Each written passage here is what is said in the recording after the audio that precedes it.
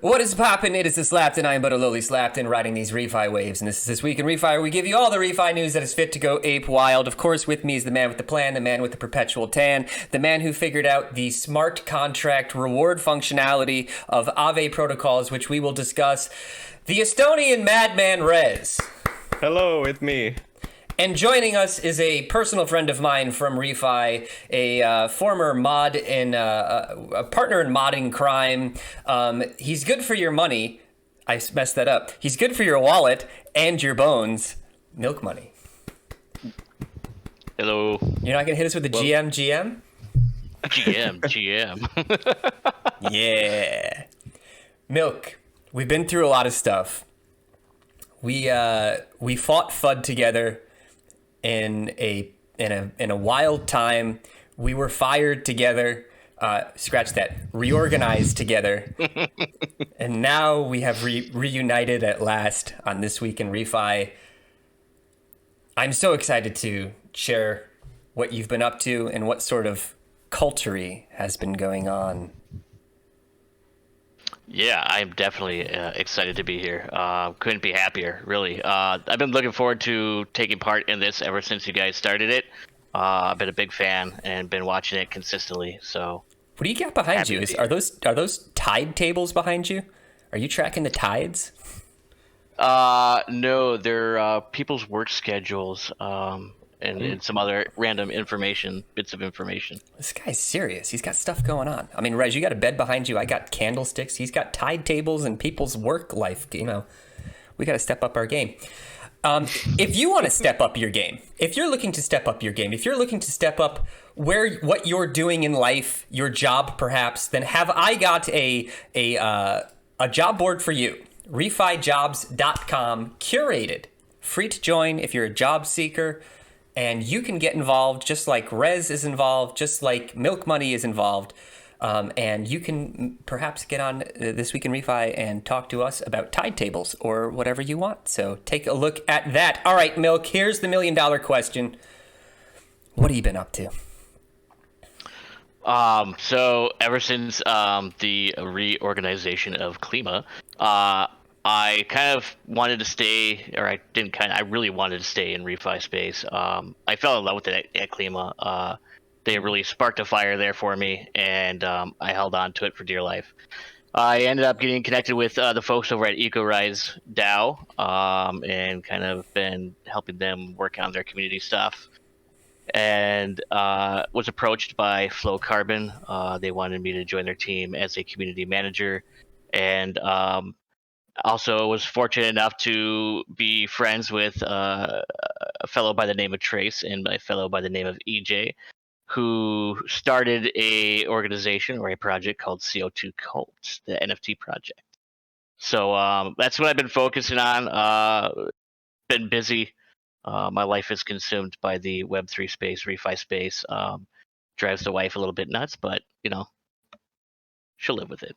I remember, well, that's quite a lot, and we're going to have to unpack some of that, but I remember staying up to 4 o'clock in the morning my time, 3 o'clock in the morning your time, constantly doing Web3 stuff and playing poker a lot. So, yeah. And I think we can all bond over our shared love of MoonBois. I mean, it's the best kind of people, really. It's you know, the person that comes into Discord going, when Moon? Why not Moon? Where is Moon? Moon, come on, Moon. Let's Moon. Guys, let's Moon. And then, you know, price is going down of going, why price? Come on, why price? Devs, do something. Why price? Can we have this conversation really quickly about why, if you're a project, you should at all cost avoid MoonBois? Like, I think the appeal is that if you get MoonBois, you're gonna get that name recognition and you're gonna get the hype and you're gonna push it to the quote unquote moon. And like, I think that's like step one. Nobody considers step two. And step two is the price corrects, and then all the MoonBois feel personally slighted. Yeah.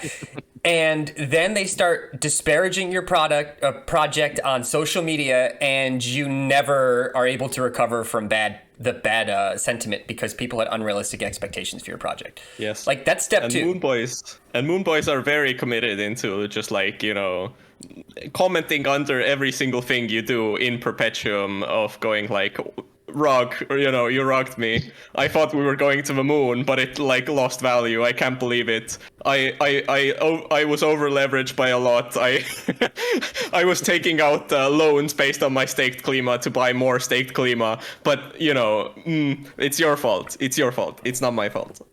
There's two. I think my favorite. Oh, God. I think my favorite one is when they go, "What is this transaction?" and then they send you a link to a transaction. They send you a poly scan. They're like, "What happened here?" It's like, "You got hacked, bro." And then "Can I have my money back?" "No, this is crypto." And then they go on and say this, and then they call you a scam. Yeah. So if you are watching this, if you're a project, if you're gonna launch a project, this is gonna sound counterintuitive, but do not. I would say, do not attract the hype, because it's not worth it in the end, right? So it's almost better just to fly under the radar and build, because that initial hype, unless you're looking to pump and dump, and then by all means, yeah, go for it. I think there's like a healthy hype that exists, which is, you just have a community and they're into it, and, you're very honest with the fact of, guys, please, for the love of God, do not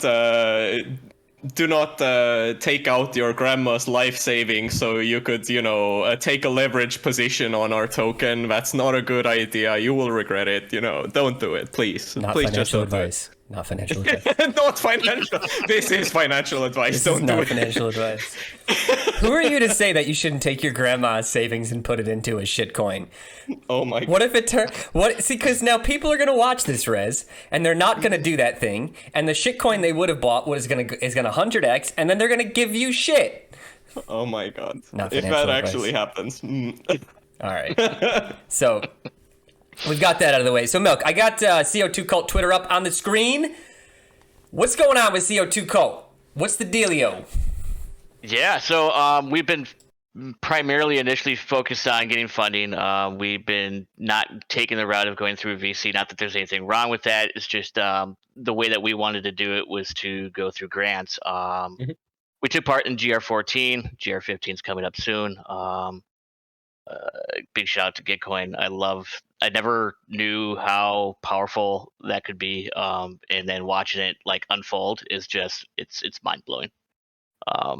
And then we were recently announced as a recipient for the Toucan grants, which is great news. Gets us that much closer to our goal to getting fully built out, which is kind of what we're looking at doing right now. Is we're really in the building phase. Forking the Nouns DAO is what we're kind of focused on right now, getting that contract up and running. And just busy. Mostly the devs are kind of doing that work. I'm more focused on the community side of things, and looking at growing potential partnerships. So that's kind of been what we've been up to, really. Looking forward to the GR15. Which is coming up September 7th through the 22nd, I believe. Yep, and we will talk about that. So just to be clear on what CO2 Cult you guys are doing, it's an NFT project, right? You're selling NFTs of orbs, and we see some orbs on the screen. And what's the story of these orbs? These orbs that we see everywhere on Twitter. I do not have one on my profile. I feel like an outcast, but everyone else does. What's the deal with them? You are an outcast. I know. That's what I want. I don't want to be... what's the saying? I don't want to be part of any club that will have me as a member. That's honestly how I live my life. So what is an orb? What's the significance of these things? So it kind of has been a signal in the ReFi community of their participation within the ReFi space. I don't know the exact history of where or who first created the ReFi orb. We just know that it has gone semi-viral, I guess you could say, in the sense, especially within the ReFi space. And we kind of wanted to grasp hold of that and really bring some utility to that orb. And so the utility that I speak of is, we're going to be forking the Nouns DAO. I don't know if for the folks out there are familiar with Nouns DAO, but they sell a NFT or auction an NFT rather one a day. And then the funds of that NFT go into a DAO treasury that's accessible by the community or really the NFT holders. They can bring up a proposition for a particular project. In the case of Nouns DAO, it's to proliferate the nouns and make them that much more bigger of an organization and project. In the case of CO2 Cult, it's kind of a two-folded mission. The first one I think is maybe a little bit easier to explain. So 50% of the funds will go into a wallet that is designated for offsetting in perpetuity. We are looking to offset the historical emissions of Ethereum network. We think it's a worthwhile goal, really important in helping to change the narrative of crypto and NFTs bad for climate. It can be very good for climate, as we're starting to see. The other 50% of the funds earned from the NFT sales will go to a DAO treasury, very similar to that of Now's DAO, with the really the specific goal being that any prop that comes forward is ReFi specific. So say you're somebody who's looking to start a on the ground project, whether it's a reforestation project, for instance, and you need funding to do that. If you have an NFT orb, you can bring that up. It can be voted on by the NFT holders, and if it is passed, you now have access to our treasury to find funding for that project and get it off the ground. And there's some really cool things that can be done through that method. Very cool explanation. Yeah. So that's CO2 cult, and that's your primary focus. Anything you want to mention? And you obviously don't have to. Anything about EcoRise or Flow Carbon that worth mentioning? Anything coming up of interest or?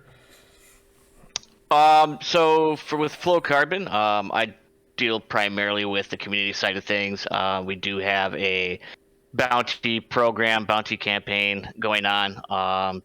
Feel free to take part in that. I think it's pretty cool. In the Discord, right? I'll link to the Discord. Yeah, okay. in the Discord server. Yep. And one of the efforts that we did for this initial season was like a community cleanup effort. So picking up trash.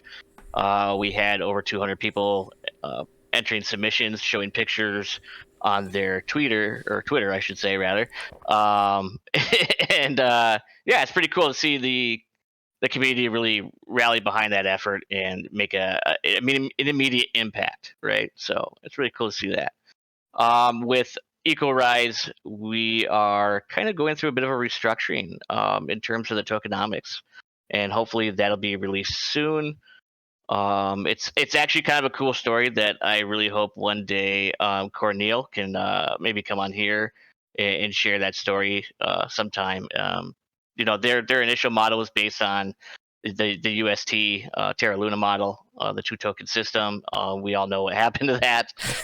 They Whoops. luckily, yeah, they postponed that launch. I think it was like 3 days prior to the actual fallout of UST. So a little bit of luck, a little bit of smarts. So I look forward to what they're going to be delivering next. It should be good. But yeah, they're more of a land focused, tapping into the natural capital of our lands. Cool, man. Yeah, we'll keep everyone abreast of that as that develops, and that's obviously you got to change stuff up as you can't launch Terra Luna style project after what happened with Terra Luna, and that's just prudent. So like completely understandable, right? And we even saw that with the Olympus style forks, right? At a certain point, they were not in vogue. I mean, they were super hot, and everybody was launching them. And at a certain point, you saw the sentiment was we cannot launch as a Olympus fork because they were all tanking. And so it's monkeys see more. Yeah, I really like there are these few models that come up every now and again that they just seem to have this like really cool structure and hype about them. But since this is crypto, what we tend to see happen with these kind of approaches is that the style of protocol gets a lot of hype. The protocol itself generally benefits from the hype. And then people look at it and go like, well, there's a lot of hype there. So then you have 10 different forks competing for the same amount of attention. And then there's 100 forks competing for the same amount of attention. And then there's 10,000 forks competing for the same amount of attention. And at some point, it just everybody gets so exhausted by another, fork of something that has hype that the hype just starts dying very slowly. And everything's price just starts going down because now you're looking at one of these other forks and going like, oh, That's not doing too well. I wonder, like, if this one is going to start not doing too well, and then people slowly start moving out when we start having uncertainty, and then generally you see that there's like the original protocol generally gets to survive mostly. There are maybe a few forks that get to survive, and then there's a huge graveyard of just failed forks. Yeah, and you see that with like even with the meme Doge coins, right? You have Doge, Sheep. Yeah. You have a couple that are going to be fine. I do think Doge and Sheep are going to survive, the test of time, and then you're going to have an enormous graveyard of nonsense. And that just seems to be there's almost a cyclical nature. You see it in nature, right? You have this, if nature's working right, you have this period of biodiversity, Yes. boom in spring, and then you have the cull in the wintertime, and we see which ones are strong. Like it is the way to go. Yeah. It's a crypto, because of its permissionless nature, like you don't get to generally you don't need to ask for the permission to do something interesting. So then you have we'll this get like into explosion. that, Rez, unless you live in Canada. Yeah. Oh, we'll get to that. That's very interesting, guys. You are going to hear the most insane regulation news today, and I don't think any of us are prepared for it. Anyway, there's like this hyper evolution, happening. Just people, small experiments. Most of the experiments don't go well. Some, moon, but some do well and some survive, and the next round of experiments will be based on the things that seem to do well. We are constantly learning about what does it take really to have a survivable, sustainable model that's gonna get to proliferate and exist in the future as well. Yeah, well said. All right, so let's get to the meat of this one. We got a lot to talk about today. We have some new methodologies coming out from Verra, which I'm excited to talk about, and I'm sure you guys are as well. We are talking, of course, about BioChar methodology. It has been a long time coming, close to 2 years or more now, according to the poster of this tweet, which I will link. Rez, I'm going to kick this to you because we were talking beforehand, and you have a pretty good understanding of what BioChar is. How would you describe BioChar to the uninitiated? Well, this is a technology which I think has technically existed ever since like the ancient Mayan cultures or somewhere in that area. Apologies if I'm like wrong about which one it is. You're so insensitive to indigenous cultures historically, Rez. This is not a good look. Not joking. But essentially it's a very ancient tech, but what this looks like is that you have this process called pyrolysis, where you take a bunch of organic material and you burn it in a special way, which creates a more stable form of charcoal, functionally. So normal charcoal, lots of CO2 emissions. BioChar, very stable, doesn't break down as fast, and therefore it's a cool removal tech, because if you have a bunch of this, like, I don't know, sawdust or agricultural waste, stuff like this, you can go through this process, and then you end up creating something that is relatively stable. It won't go back into the air as CO2, and then it has a bunch of industry applications. You could put it into your soil to increase your soil carbon.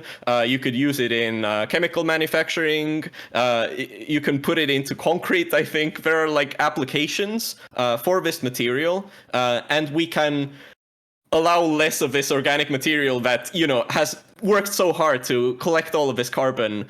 We can limit the amount of that going back into the air. And you had mentioned too prior that one of the cool things about the Verra methodology is that it actually requires that you mention where the BioChar ends up, which is important. And why is that important? So if you put it into concrete, it's very unlikely to degrade further. But if the goal is to put it into soil, so you do, soil amendments. The thing is that in that situation, I think the number is about like 40% of the carbon stored in BioChar still degrades over some period of time. So the question is more like, how effective is this at really limiting emissions going back into the air? And the answer to that is it depends on where you use it. And some other registries, I think the post mentioned Puro, which is a removal-based registry. Their methodology doesn't require the project to define where it's going and when. So the storage part of the equation isn't defined. Right, and that's an integral part of the process. So it's good to know where that's going. Yeah, clearly. All right, so Milk, BioChar, bullish. We going all in? I think you're muted. Muted. Oh, yep. Sorry. Yeah, I think it's very interesting. Yes. I don't know enough about it, so I don't want to speak on something I really don't fully understand and look like goofy about it. So. Well, you smoke meat. So if you smoke meat, Rez, is that biochar? If it deprives it of oxygen? I think maybe partially. I don't really know. Can we have a milk money barbecue coin?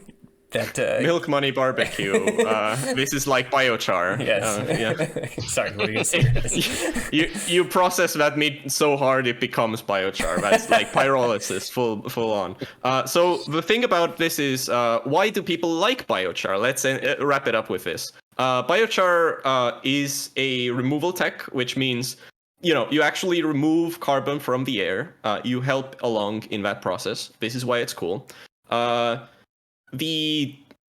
It's relatively permanent, meaning it stays in the form it now is for a very long time, which is a very good property. It's very financially additional, since usually the use cases of how biochar ends up getting used doesn't really justify the economic expenses of biochar, because the production per ton of CO2 is around like $60. As a downside, I wouldn't say at the current technological advancement level we're currently at, it's not necessarily the most scalable solution we have. And the unit economics are and the additional problem is essentially very long lead times. So if you wanted to get your hands on a ton of biochar carbon credits, you would likely have to be on a 2-year waiting list to get it right now. Yeah, that's I wouldn't expect that. That's very interesting.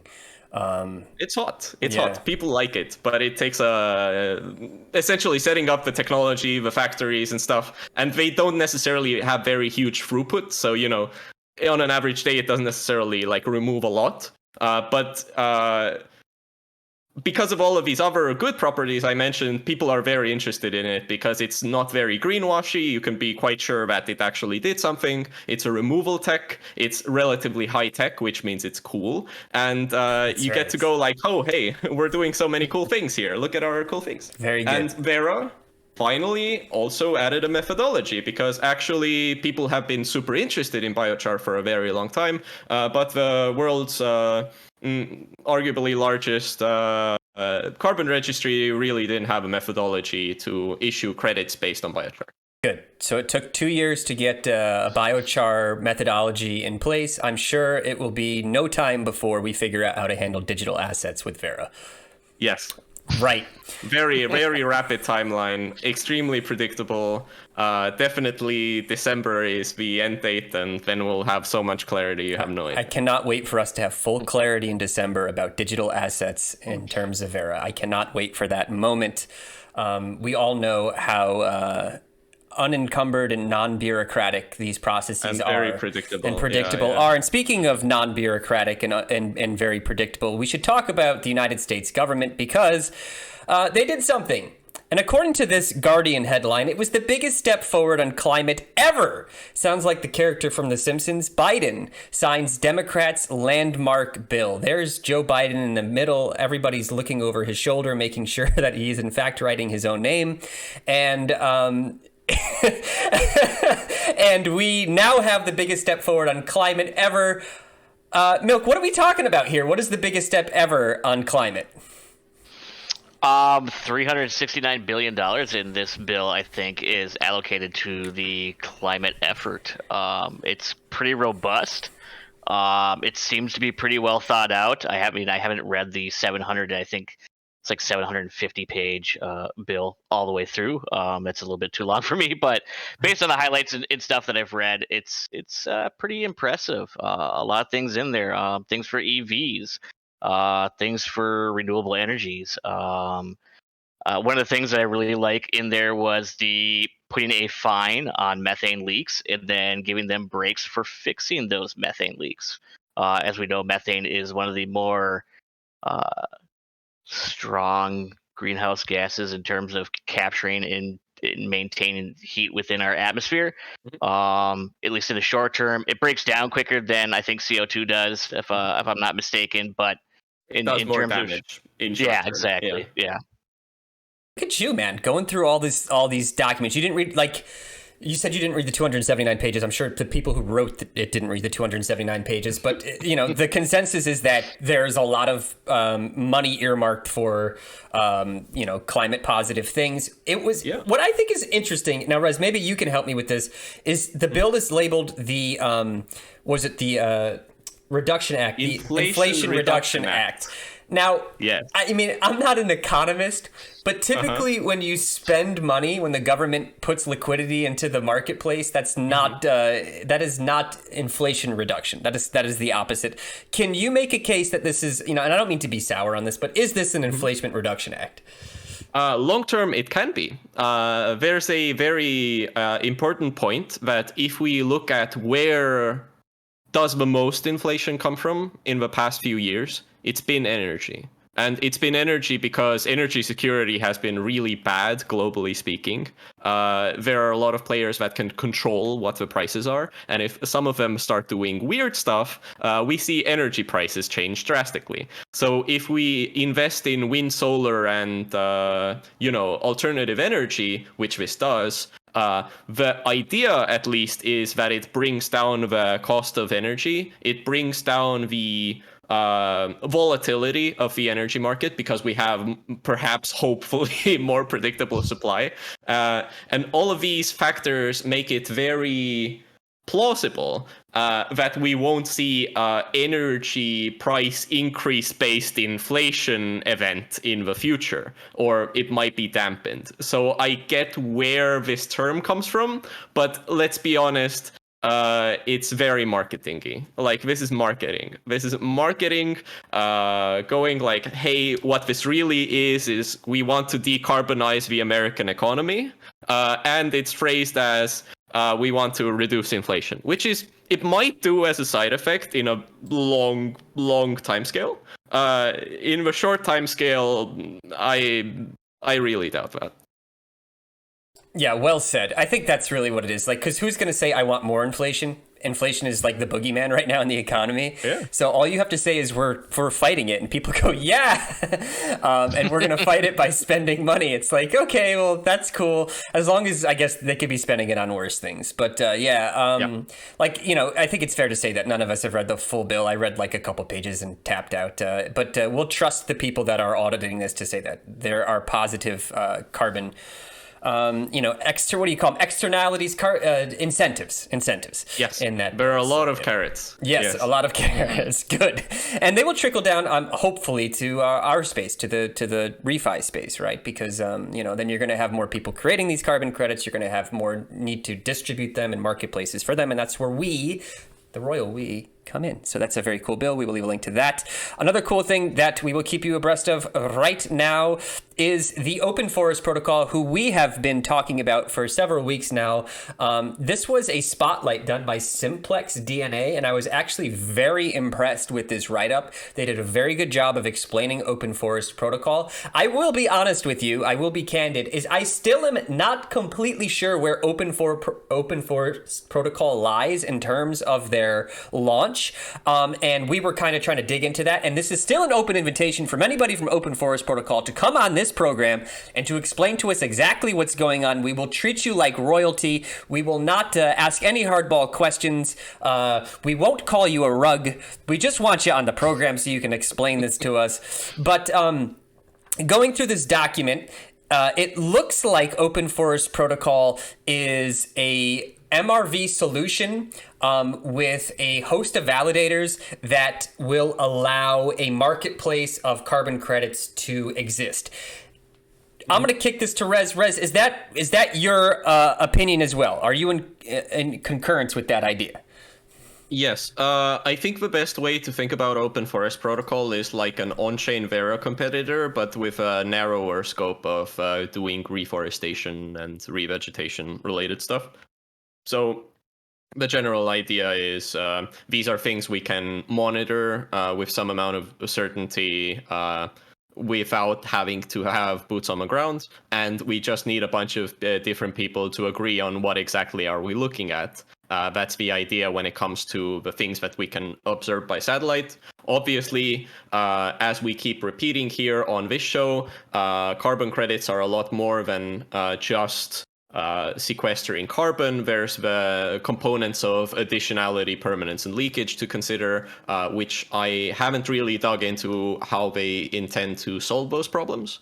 But the idea around that is, if you have a forest that was just chopped down, for instance, and, this logging company is starting to grow new trees there, they're not necessarily doing this motivated by carbon credits, right? Or if you're protecting this one area, but then this means that the area right next to it gets deforested as a direct consequence of, let's say, the same logging company, this would be leakage. Still not good, but very hard to verify or measure or document. And then we have permanence, which, satellite pictures can't directly predict the future of when is somebody going to chop this down, because in the same logging company example, if they chop it down in 30 years, it's not like we could see that ahead of time based on like imagery. So there needs to be more components around that really create a robust carbon credit. But that is, as I understand the direction we're going in, of how to create something that can actively compete with Verra in terms of being a carbon credit issuer, and do this in a way that is more Web3 native. Good explanation. Look, what do you think of this? What do you think of a on-chain competitor to Verra? I like it. The question I always have is how long does it take for more widespread adoption of similar, or even for them to occur? Everybody likes to point right now, just because of everything that was going on with Verra, is, well, we have to get away from Verra, and I think, yeah, that's true. I mean, we can't have one area that we rely on. We got to be multi-pronged, as it were. But I would also say that we kind of want to have Verra on board at the same time. We should be cheering on that Verra kind of joins in, because I think that this will create a quicker adoption by the masses. Yes, and a healthy market. We need competition in a healthy market, because if you have a monopoly, then the organization that has a monopoly isn't very motivated to change or evolve or innovate. Versus if we have more free competitors trying to do similar things, then we get into this really nice and healthy space of active embedderment at the threat of losing market share. And we talked about Gold Standard last week, looking through the playlist. So Gold Standard's a possibility. They can get their act together. They can be first to market with a clear framework for digital assets in the carbon market space. Then that would push Verra. And then if we have, I really do think that if we do get something like Open Forest Protocol, I am rooting so hard for Open Forest Protocol and something of its ilk to come along, because it will have the ethos of Web3 in mind, and it will probably be able to develop the best or a very good way to provide MRV for this space. But the more, this has been kicking around Twitter. I know some people, I won't say who they are, but people that are really connected to the carbon market space are starting to intimate that we need to get around Verra. I don't know if you guys have picked up on that, and I don't know what that means. Really? Well, you guys have, because you're connected, but and I don't want to out them or say who they are, but what that tells me is I'm always trying to gauge the temperature of the room. It feels to me that the optimism that Verra is going to be on the money with this, or be timely, or both, is not so high right now, because I start seeing public tweets for people that are in these working groups saying we need to get around them. Have you picked up on that at all? I think we just at this point need to Accept this fact that, if somebody tells you who they are, you're supposed to listen to them. And if you have somebody that's been very erratic and unpredictable and kind of, essentially abandoning their own timelines consistently, then you can't necessarily build a very strong foundation on top of that. You need to have contingencies because the chance that you will need a contingency is more than zero, clearly. So what you're trying to say is open forest protocol. If you fail, we're doomed. So get your act together. The entire space is riding on your shoulders. No pressure. Well said, Rez. That was very good. Yes, very devs do something. Devs do something. Hey, speaking of doing something, we have Redemption DAO. I apologize. Redemption DAO did something, and for those who don't know, Redemption DAO still is an initiative to open up the bidding process of Congolese rainforest, Congolese rainforest, to bids outside of energy companies. There's tracts of lands that the government wanted to bid off to energy companies that were going to develop them, basically tear the land up, drill for oil and resources and things like that. And Redemption DAO was put in place. It was a group of activist-minded people in this space, and now we have Didier Boudimbu, I apologize, I'm sure I butchered that, the hydrocarbons minister. The fact that there's a hydrocarbons minister, dude, Rez, if ever there was a job for you in the future, hydrocarbons minister, milk money. So they told the Financial Times that he would accept bids for exploration rights in the rainforest and peatlands from carbon market startups with no links to oil and gas majors, as long as they had solid financial backing. I would say this is a direct result of Web3 and the ReFi space.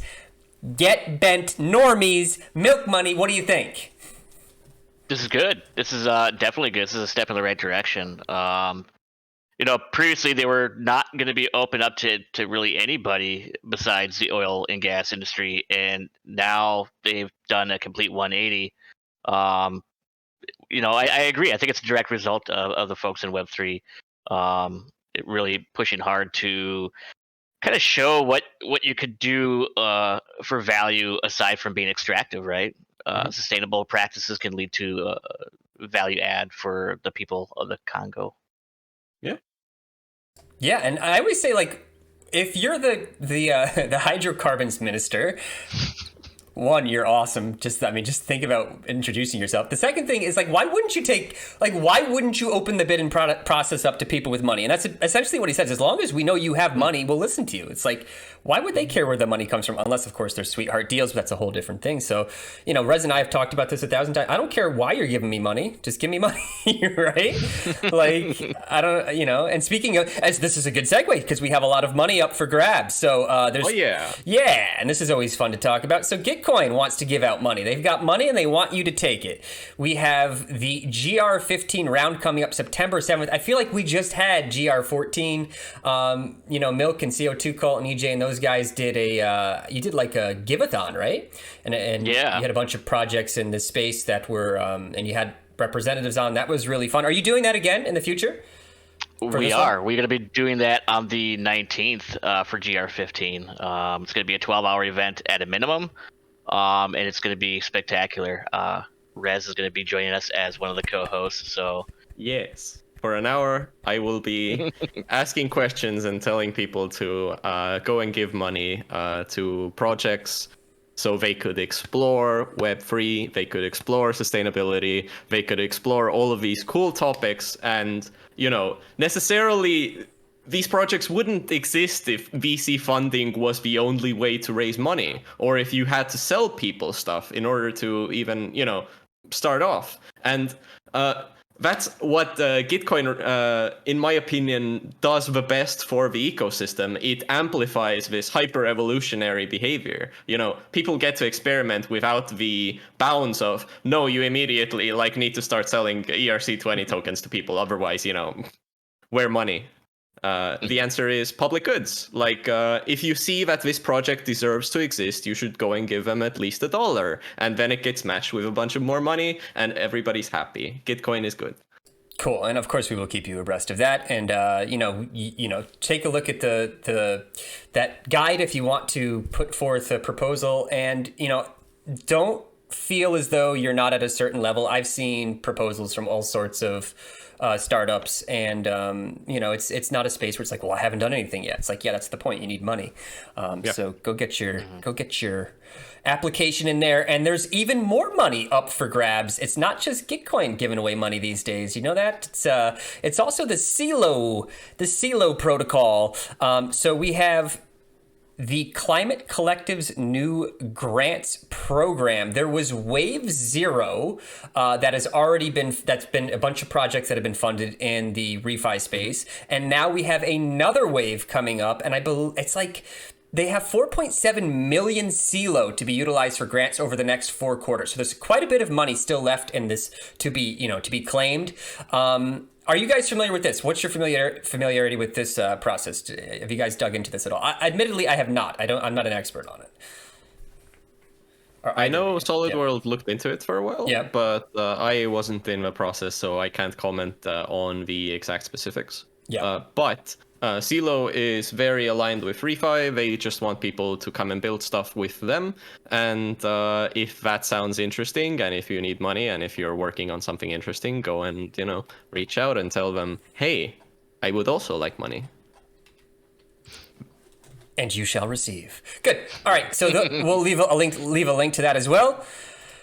All right. And so that's really it for the ReFi. Now we're going to get into, sometimes this is just the more fun stuff, right? This is just because we get to pick and choose the most absurd of all of macro and crypto in general. And I know Rez is really going to like this one. Canada. Oh, Canada. So no. There's this attempt by these governments to put in place regulation to protect consumers from themselves and from rugs and all this stuff. And fair enough, right? Certain obvious rugs shouldn't exist, and we should 100% do that. And so what Canada has decided, in their infinite wisdom, is that there are 4 cryptocurrencies that the consumer can trust. Okay. And one of those would be Bitcoin. Hey, tried and true, the OG. Very good. Yeah, makes sense. Decentralized, battle-tested, secure. Ethereum. Mm-hmm. Ultrasound money itself, Battle-tested, secure, decentralized. And I think what I'm going to add, what Canada has added to this are what I would consider my most secure cryptocurrencies. The ones that I think are at the heart of my portfolio and likely yours. Right. And of course, I'm talking about Litecoin and Bitcoin Cash, what we'd call blue chippers. So the real blue chip, the Bitcoin Cash, the crypto in everybody's portfolio. Right. Bitcoin Cash. Right. So if you have Bitcoin, Ethereum, Bitcoin Cash, or Litecoin, you are allowed to transact as much of that as you want annually in the wonderful country of Canada. However, if you have something like Matic, Polygon, that is not nearly as battle-tested and decentralized as and reputable and legitimate as Bitcoin Cash, right? Yeah. You are only able to trade $30,000 of it. Mm-hmm.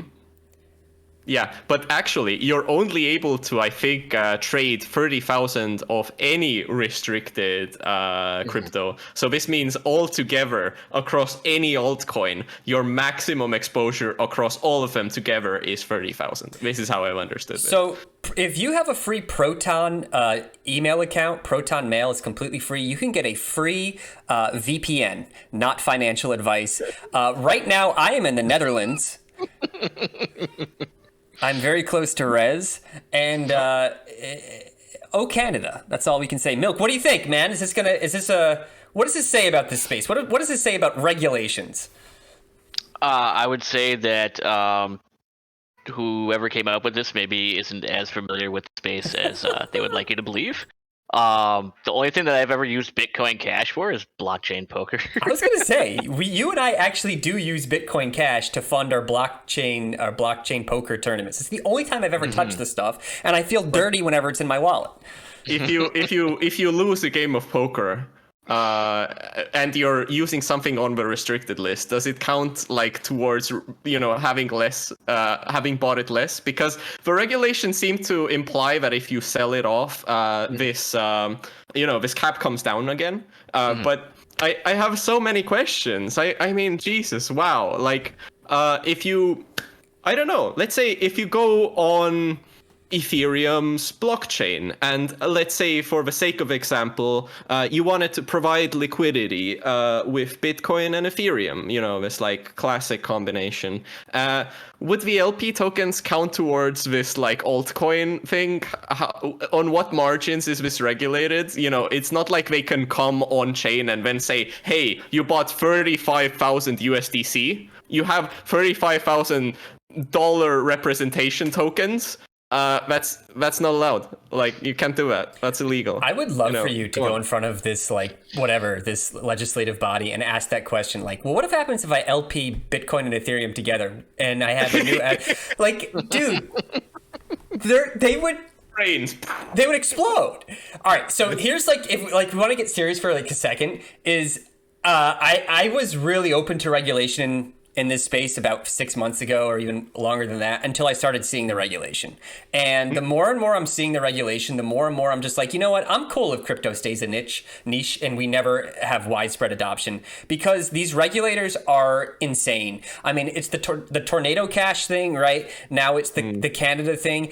Like, what the regulators, in my humble opinion, are going to learn, because we are a creative bunch that has learned to kind of go around the blockages in the system, is if the regulations they put in place are this dumb, and they couldn't be stupider. Canada, if you're listening, this is embarrassing. Usually it's the Americans who are embarrassed, in front of the Canadians. Now you guys are embarrassing yourselves.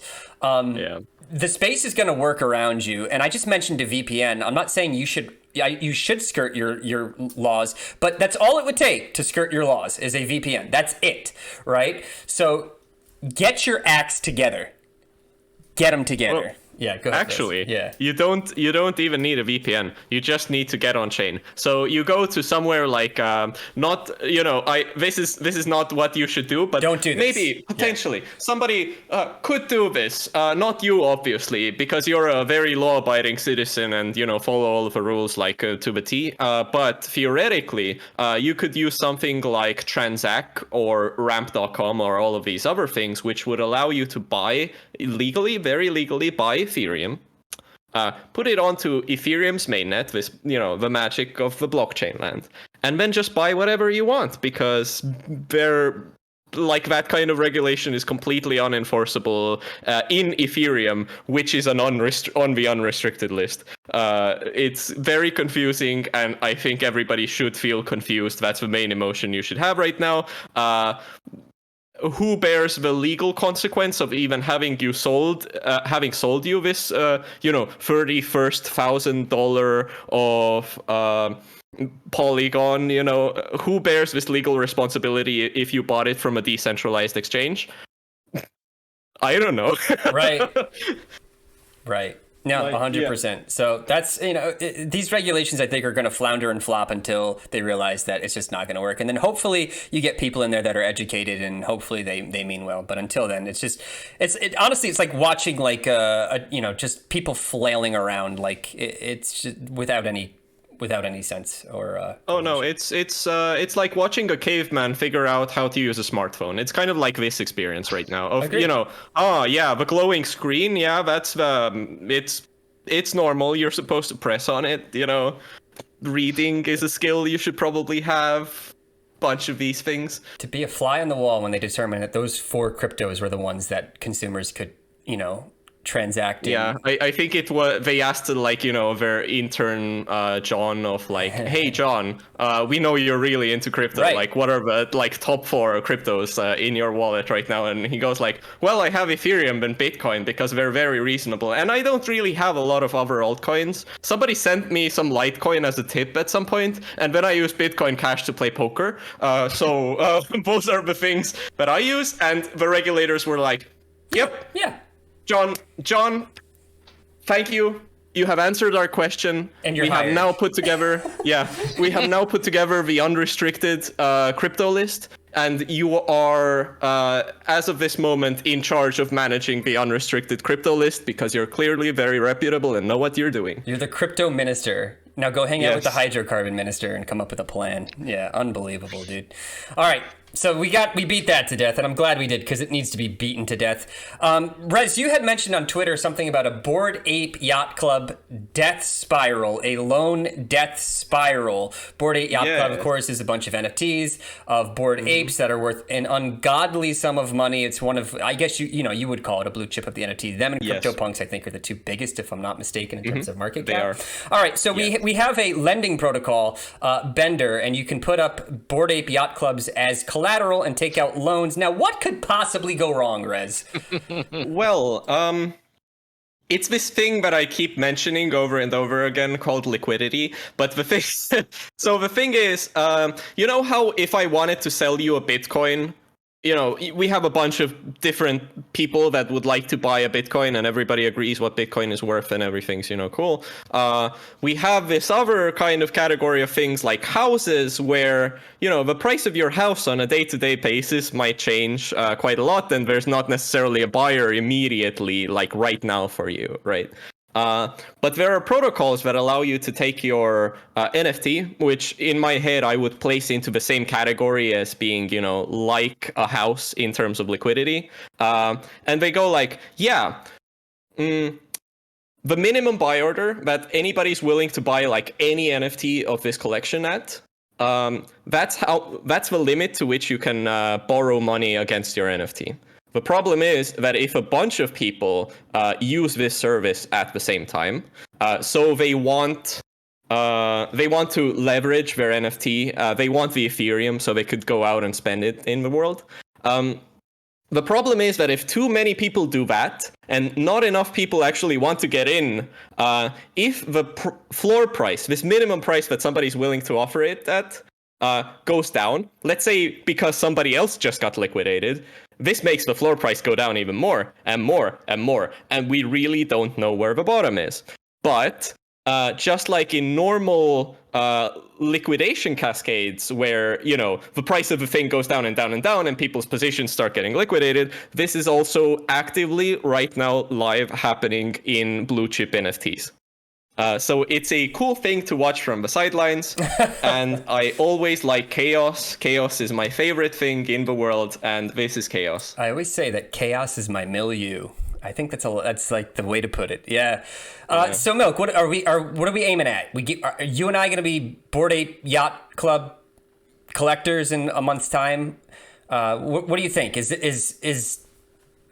me ask this question: would you ever buy a Bored Ape Yacht Club if you had the funds to do so?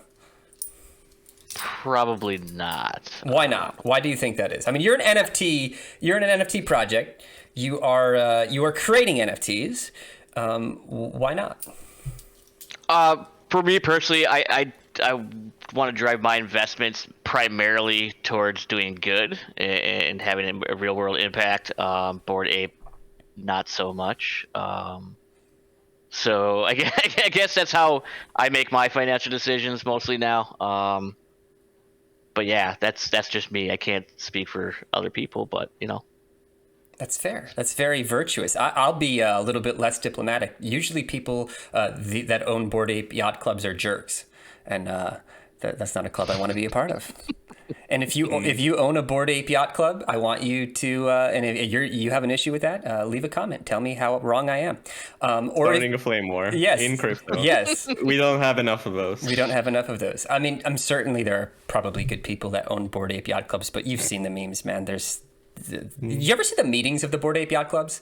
Like they actually have like conventions where people go to them. Oh yeah, at the New York, this like NFT festival thing. There was the whole concert where people weren't really paying attention to the concert and also didn't seem that well organized. Yeah. Yes, that one. Yeah. Those are the best Twitter threads because it's usually somebody with the Bored Ape Yacht Club pointing to somebody else with one, being like, this guy doesn't respect the OGs of Bored Ape Yacht Clubs.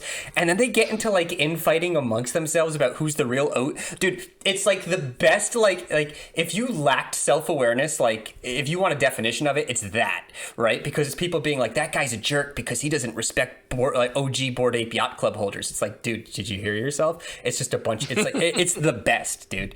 So yeah.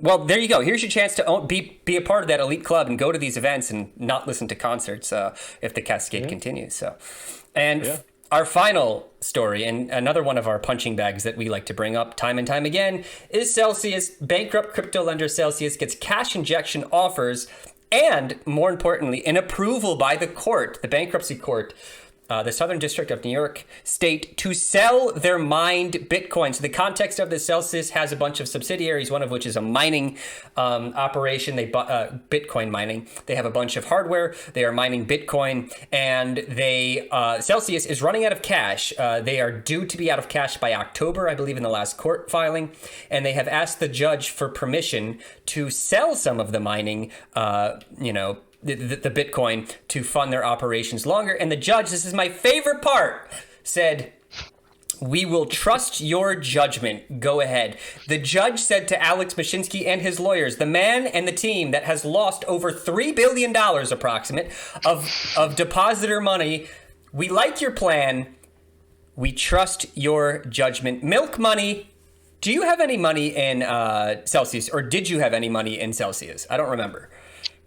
No, I did not. And then when I found out the the accredited thing that they had put into place in order to really be able to earn it, really turned me away from it, and I was like, Yeah, if you had a certain income level or a certain net worth, you get a creditor investment status, which isn't just Celsius, that exists in the United States, and basically that gives you a pass to do all sorts of things that normies cannot do. And so, yeah, they were saying if you were an accredited investor, you could get yield on new deposits. If you weren't, you weren't. And that was kind of, that was not a cool thing as far as I was concerned either. Thoughts on centralized lending platforms, Milk? Have you ever bought into them? Do you have feelings on these? Would you ever get into them? It's been interesting because they've been the ones that have been most in trouble lately, is these centralized platforms, right? These centralized exchanges. Yeah, a good amount of them. Yeah. I don't know. I guess I don't really have any real deep thoughts on it. The only thing that I do when interacting with these is if I'm taking money out to pay some bills or something. Other than that, you stay away. Do you do decentralized? Do you do the decentralized lending protocols? Is that more your game, or are you just staying away entirely? I did for a while. I was like, what was it? I think Cheetah was one of them that was on for a while. Another one was leveraging Klima. Quickly learned a lesson there. Yeah. A painful lesson. Yeah. But that after that event, it was kind of a no-go zone for me anymore. So leverage on Klima was a good time. Rez, were you following that at all? The whole putting leverage on Klima? I was a Klima holder. I considered it, and then was like, this is a bit too risky for me, and I don't trust myself to, not get liquidated. And crypto assets are very volatile, so you could get liquidated in 5 minutes and not notice. Like, bad things can happen, definitely.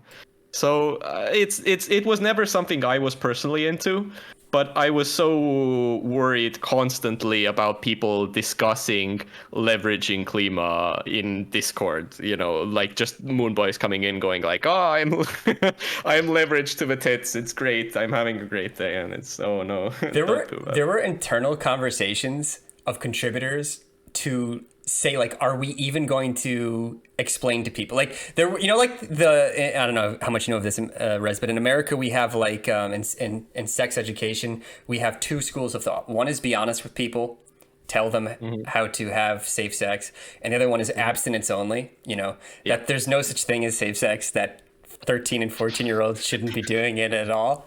So I was in the camp that there's no such thing as safe leverage. I was abstinence only. Like, I wanted to tell people, like, just don't do it, you know? And then there were other people who were like, no, we need to explain to them how to do it responsibly.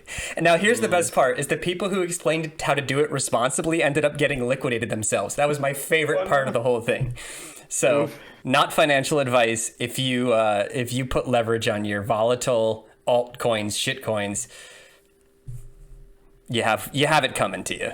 But very dangerous. Yes, sir. Yeah, might want to avoid. But, you know, not financial advice. Not financial At least advice. do your research, you know. Do your research. Understand the risks, please. Well, boys, we did it. We have covered everything there is to cover in all of ReFi. Milk Money, any final words? Anything you want to shill? Anything at all? Unrelated? We have a Twitter Spaces coming up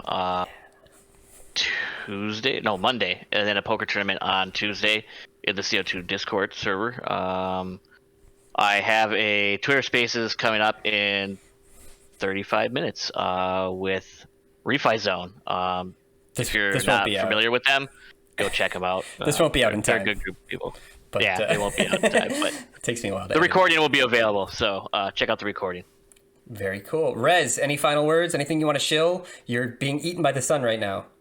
Yes, the sun has decided it would like to be the main character of my video feed, and I don't blame it. Like, you know, it's a cool podcast to be on.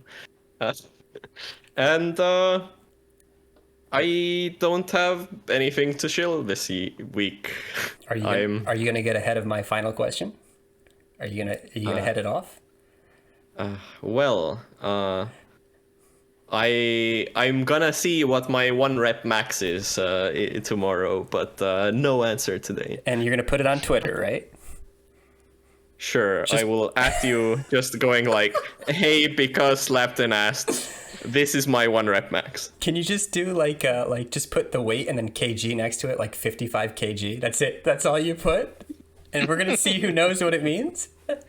Yes, sounds good. Milk, what are you bench pressing these days? Not much. Love it. We'll catch you on the next one. Remember to ape responsibly. Peace, dudes and dudettes.